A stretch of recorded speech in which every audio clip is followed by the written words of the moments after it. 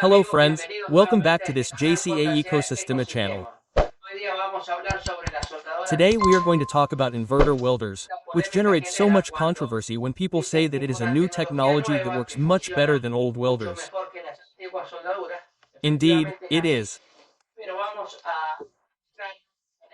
But let's go inside the circuit so that we can see the difference between an old welder like the one I'm seeing here. The transformer is disassembled and a modern inverter welder. What is really the difference in the circuit? Here we have a transformer from an old welder that has the same power as the small one, the inverter one that I showed you. How does this work? Well, the secret of the two welders is actually in the frequency, and I'm going to explain what the difference is. We're going to have to go to the board because all of this can be seen on the board. Anyway, right after I show you the board, I'm going to disassemble the inverter welder. I'll take it apart and we're going to see part by part the internal development of the block circuit. I'll show you where the current comes in and how it changes until it reaches the output here. In order for us to understand the difference, we'll have to go to the board to talk a little bit about the old welder. Here on the board we're looking at a transformer, with a 220 volts input and a 50 volts output. This old welder had a transformer that worked with 50 Hz, which was the line, and the output was therefore also 50 Hz, 50 volts, and the core was made of plaster. With this transformer system you can weld. When it exceeds 30 volts, you can weld. Welds are normally 50 VI repeat, old-style iron core welding. Well, it's a transformer that takes the 220 line and drops to 50 volts with higher amperage, and the input power is the same as the output power. What happens here is that when they take 50 volts, 100, 150 amps, and here much less because it has 220 V. Now let's go to inverter welding. Inverter welding is the same as this. It has a 220 volts input of 50 Hz alternating current. A diode system that rectifies the current, transforms it into direct current, 220 volts direct current. This filter is what can be left of this variation, the filter. And here comes the difference, the fundamental difference. This transformer is a defensive transformer like the one here, which can be all-purpose and has two switches, controlled by a control. Those two switches are transistors, in this case IGBT. I'm going to show you now in real welding. In real welding we're going to disassemble it. From now on we see that this one weighs approximately 23 kilograms and this one weighs 3 G and K, a big difference. I'm going to separate this one a little more. It's heavy to move it. And we are going to disassemble this solder.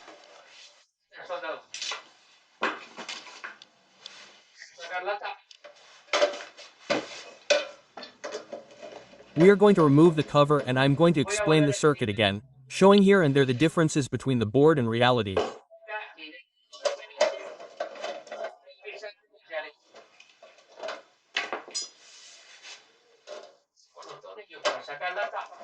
I'm going to remove the screws to remove the cover and we are going to see each element inside and what it means in the circuit. The difference is in the frequency. With a higher frequency, the transformer is much smaller. The higher the frequency, the smaller the transformer gets. And when the transformer is smaller, all the solder becomes lighter. That is the difference there. The difference then is in the frequency and therefore the transformer becomes smaller. We continue to disassemble with the screws. This is a bit tedious, but it always has to be done. I'm going to try to do it as quickly as possible. I always say the same thing and it takes time, but anyway, we have to disassemble it. I have already removed all the screws. Let's get into the heart of the inverter machine.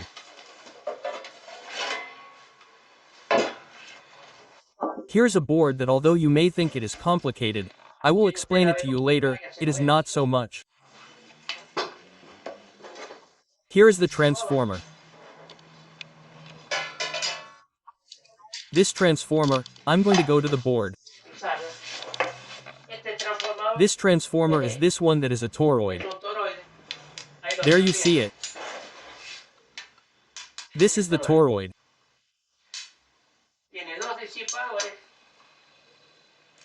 It has two heat sinks to rectify the output and two decipherers that act as a switch here to alternate things.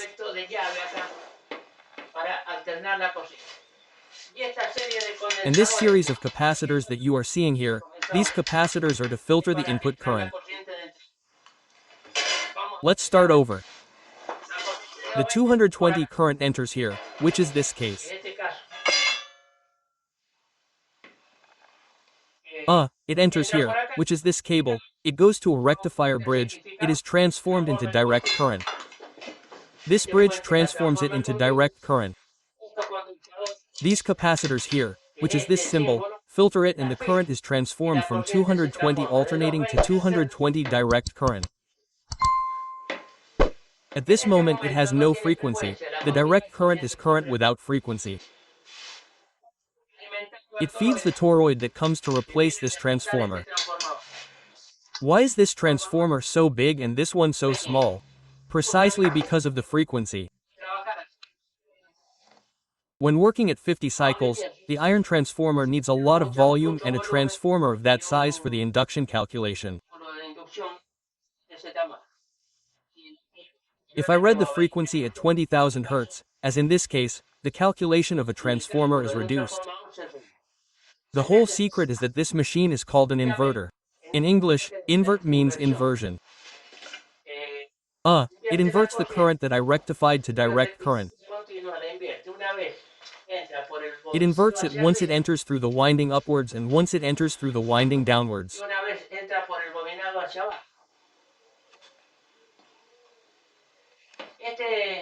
This inversion is produced by a controller that is in this place, which is this board. The little controller is this one here. This gives a pulse to the transistors that are with their heatsink.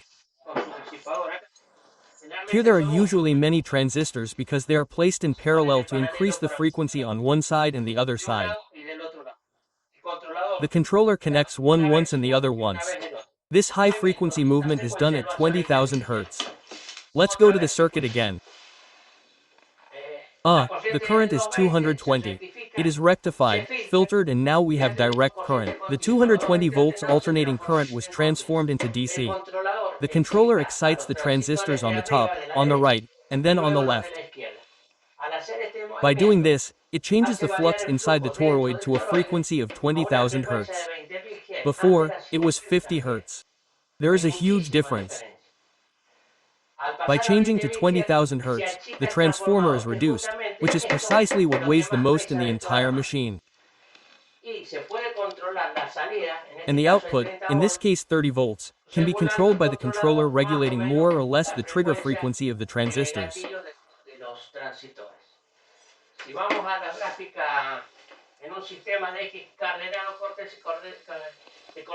If we look at the graphs in a Cartesian coordinate system, we have that this is alternating current, as I have explained several times, once positive, once negative, at 50 G, which was 220. When it gets here it is a continuous quotient, like this case, when the transistors start to oscillate at 20,000 G at a very high frequency, it is a square wave like the one here, short and close together, which is then rectified and produces current in the pizza.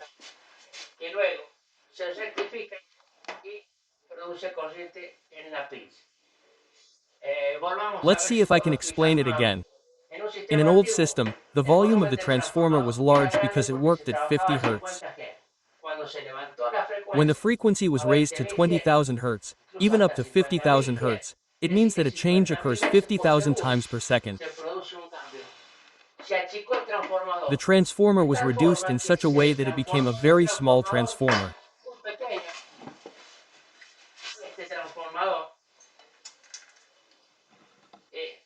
This transformer has very few turns and is very small compared to the old welder, because the frequency is very high, and since the transformer calculation has to do with the frequency, absolutely everything is reduced.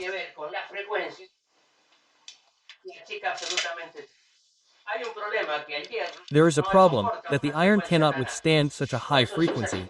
That is why 50 is used, because inside the iron there is a magnetic field that, let's say, is positive at one point and negative at the other.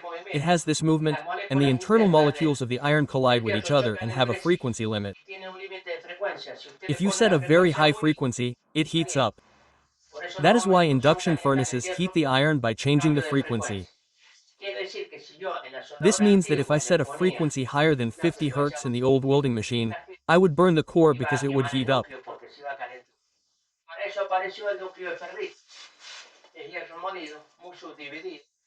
That's what the ferrite core was for, which is ground iron, very subdivided, and it was possible to raise the frequency, reduce the volume of the weld, and at the same time control it with a small potentiometer that only varies the number of pulses of the transistor assembly that makes the inversion.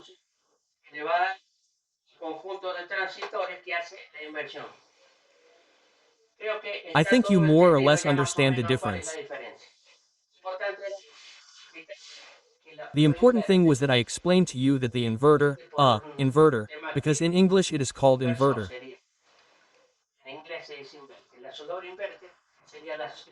Inverter welding would be inverter welding because, 220 volts of 50 Hz enters and 30 volts of 20,000 Hz come out. The higher the frequency, the better it melts the metals and the weld is lightened. Therefore, this transformer is exactly the same as a 30 kilograms transformer, 20 kilograms, a huge transformer. By raising the frequency, absolutely all the weld was reduced, and it gave it the advantage of being able to regulate it smoothly between one limit and the other. In the case of old transformers, it was regulated by varying the turns or by making taps in the wire turns.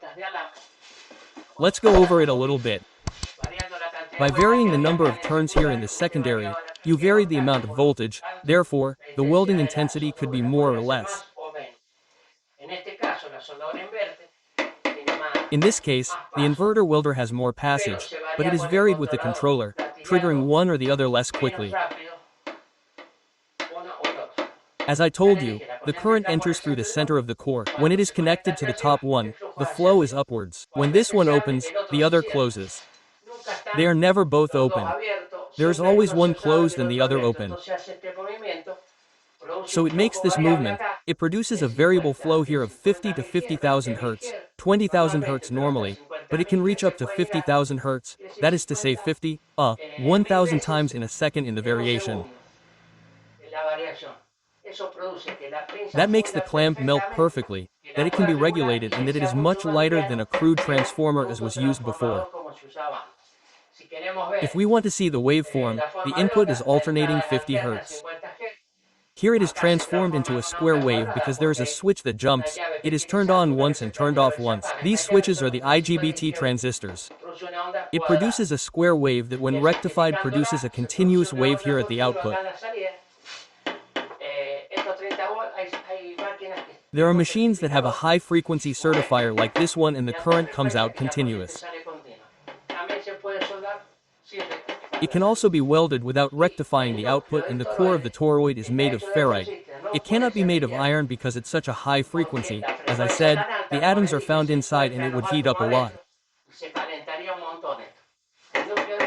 The iron core does not heat up because it works at 50 G. When we increase the frequency here to reduce the entire volume, it heats up and melts.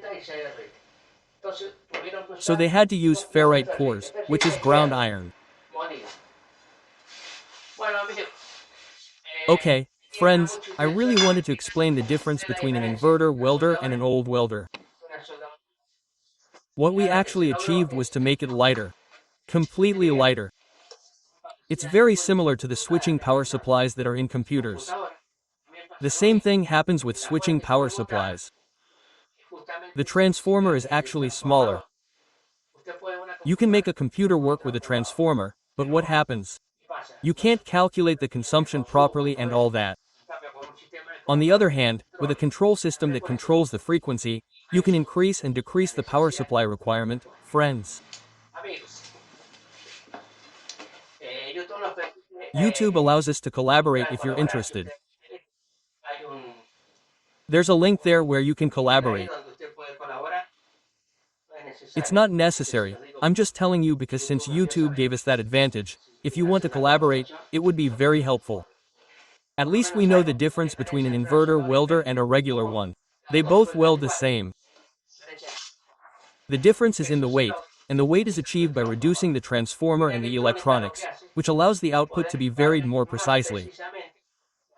In the case of old transformers, it had to be varied with the turns of the wires, fewer turns, more turns with a selector switch, and it had become quite complicated. Well, both welders can weld the same. Of course, this one having a higher frequency is more sensitive to regulation and being lighter. It totally surpasses what the transformer used to be. Friends, until next time, and I hope you like the video and leave a good comment.